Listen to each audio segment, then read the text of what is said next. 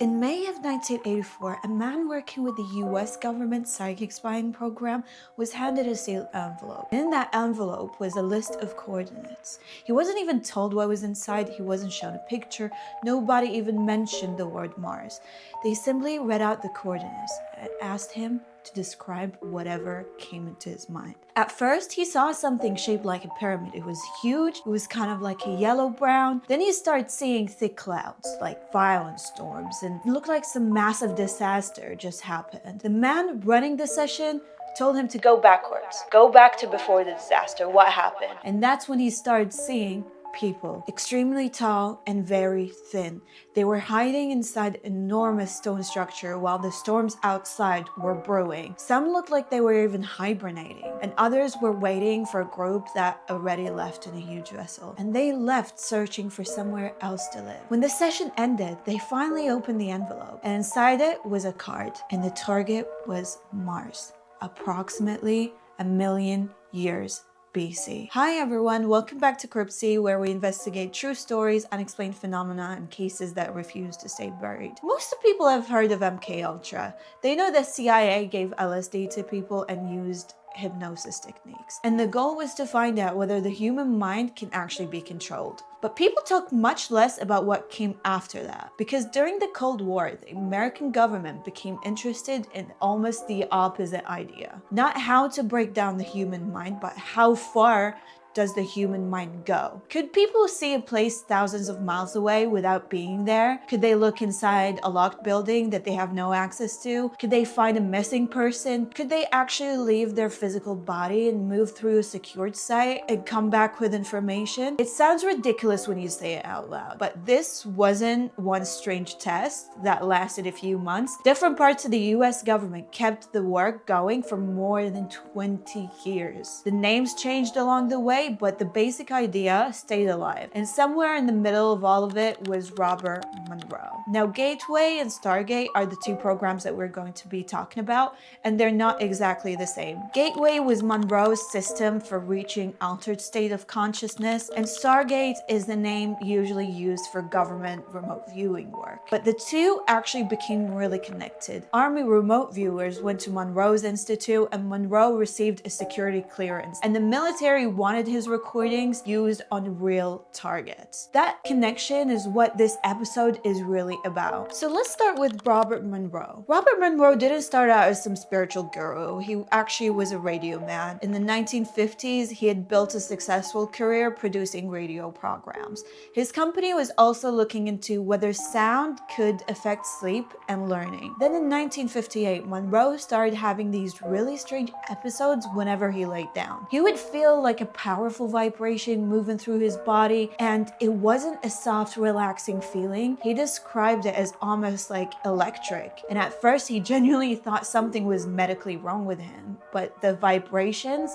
kept coming back. And then during one of these episodes, he felt himself like lifting away from the bed, and he believed that he was floating near the ceiling. Not only that, but he could also see his own body laying on the bed. He was terrified, absolutely terrified. And I think this is crazy because he wasn't someone who was trying to astral project for years. He thought he was dying. He thought he was losing his mind. And he actually went to a doctor, but they couldn't find anything obviously wrong with him. A psychologist he knew told him that it sounded like he actually astral projected. And Monroe didn't really like that answer. The phrase already came with like religious and occult like beliefs attached to it, and he didn't like that. He didn't immediately decide it was spiritual. Instead, he actually treated it like a scientific experiment. So he started running tests. Could he make the vibration happen again?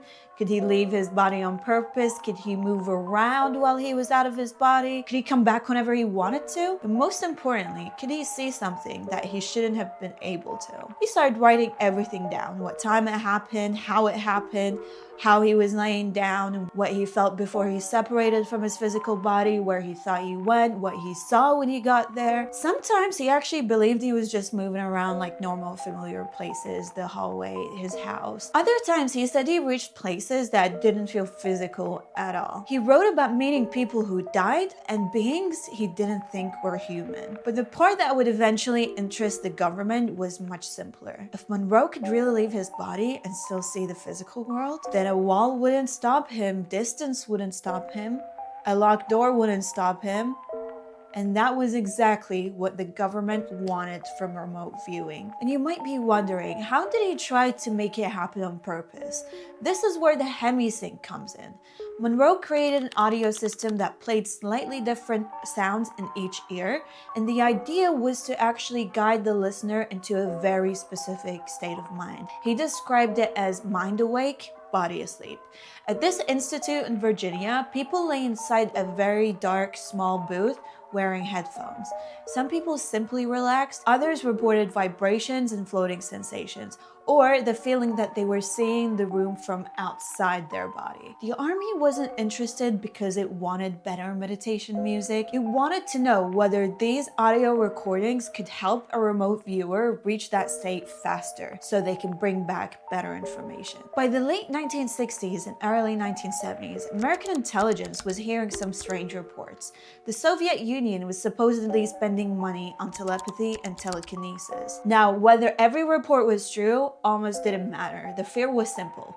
What if even some of this was true? Nobody wanted to laugh at psychic research and then find out the Soviet had discovered a way to look inside American bases. So in 1972, the CIA started funding work at Stanford Research Institute in California. This was separate from the Stanford University. This was known as SRI. It was nearby and had already worked on government projects before. So two physicists there, Harold Buthoff and Russell Tark, started testing people who claimed they could pick up hidden information. Two of the biggest names were Ingo Swann and Pat Price. Ingo Swann helped develop controlled remote viewing. The viewer was given almost nothing, maybe a random number or a set of coordinates, and then they were asked for basic impressions. Is it hot or cold? Is it wet or dry? Is it metallic? Is it tall? Is it enclosed? They tried not to name the target too early because one guess could make the imagination fill everything else. But the claim was still enormous. Someone sitting in California might be able to describe a hidden location in the Soviet Union. One of the earliest sessions that people still talk about involved Pat Price. The target was a Soviet site near Semipalatinsk. Price was given coordinates and he started describing a large industrial site with different buildings and something that looked like an enormous crane. He even sketched the crane. When the Americans checked the satellite images in the area, there really was a huge crane at the site. The whole session wasn't perfectly accurate, and that was a common thing with remote viewing, but the crane was such a specific detail that it's hard to ignore. And results like that helped keep this work actually alive. The program then moved through several names: Grill Flame, Center Lane, and eventually Stargate. The Army eventually created its own remote viewing team at Fort Meade. The setup was surprisingly plain. There was a normal room, pen and paper, and a target hidden behind numbers or coordinates. The viewers were asked about real cases like missing aircraft, hostages, weapons, and even secret military sites. The best known member of the team was Joseph McMoneagle. He was known as remote viewer number 001, and one of his most famous targets was hidden inside a Soviet shipyard building. At the Soviet shipyard in Severodvinsk, there was a massive covered building. Its roof stopped American satellites from seeing what's actually being hidden inside. And according to McMoneagle, he was given that target, and he saw an enormous submarine under construction. It was much bigger than the kind of submarines American analysts expected the Soviets to have. He described parts of it, and he said it would be moved out of the building within a certain period. Apparently, some senior officials thought the whole thing sounded absolutely ridiculous because the submarine he described was simply too big. Then later, satellite images showed a huge new vessel outside the building. It became linked with the Soviet Typhoon class. These were the largest ballistic missile submarines ever built. The story became one of the biggest reported success stories connected with remote viewing because this was exactly the kind of target the program was meant to help with. So it really mattered to them. It was physically hidden, the satellites couldn't see through the roof, and the viewer claimed to describe what was inside anyway, so win for the US Army and the intelligence team. Now, some details of this story come from what viewers later said. So not every part can be treated as confirmed, but the program actually carried on. The program actually had support from people in very powerful positions. One of them was Major Albert Stubblebine. He was the head of Army intelligence. Stubblebine believed that the military was ignoring the abilities that people could be trained to use. He even became famous for trying to walk through a wall. But it didn't work. But this was the man in charge when Army viewers started going to Robert Monroe's Institute. So now let's go back to the time where the Army actually found Robert Monroe. Online, this is always summarized to the CIA created the gateway tapes. But this isn't really what happened. Monroe had already been doing his work for years, and the government already had remote viewers. The two came together because the Army wanted to know whether this audio that Robert Monroe was working on could actually help the viewers get better. So in 1980, an Army viewer attended the gateway training, and Monroe also received a secret security clearance. After that, more viewers actually followed, and by 1982, the Army was using his recordings. And to go even further, in 1983, the Army were getting their remote viewers to do one-to-one training with Robert Monroe. This is huge. But not only that, they also wanted custom tapes made for every single individual viewer. And the final goal from this was to use these methods while working on real targets. So the proposed work would end up lasting around 10 weeks and costing $24,400. So this was actually more serious than the Army just testing relaxation music. What exactly were they trying to do here? Were they trying to leave their bodies? Well, remote viewing and leaving the body were not always described as exactly the same thing. Some viewers only received quick impressions like a shape, an image, a temperature. Some others felt as though they actually moved towards the target, almost like they were looking at it from above. And Monroe believed that consciousness could be separated from the physical body completely. The Army report tried to explain these ideas using brainwaves and focused energy. It also suggested that reality might work like a hologram. None of that proves Monroe's claims, but the strange part is that an Army officer was seriously trying to explain this. How can somebody see through a wall without using eyes? And there was another obvious problem.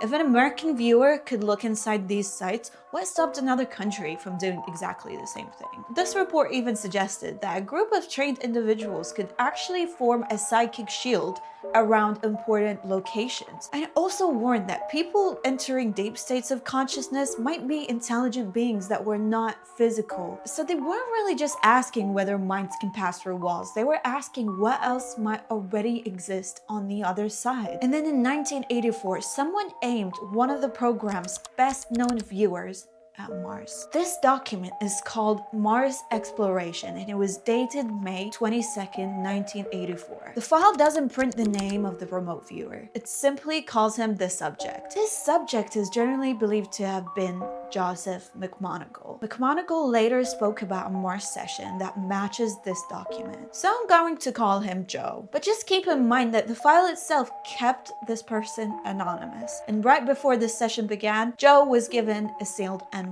It stayed closed until everything was finished, and inside it was a card that said, "Planet Mars, time of interest, 1 million years BC. The people running the session had also chosen a list of coordinates on Mars. Joe wasn't told any of this. The man guiding him simply read out the coordinates. And at the first location, Joe said that he was seeing something shaped like a pyramid. It was extremely high, kind of like a yellow-brown, and he was sitting inside a large dip in the land. After that, he was told to move through the time written in the envelope.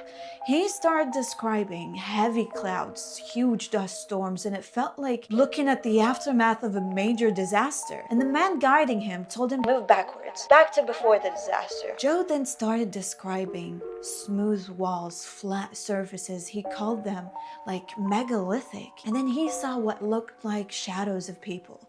They were very tall, very thin as well, and he said they were so tall that their bodies looked narrow because of their height.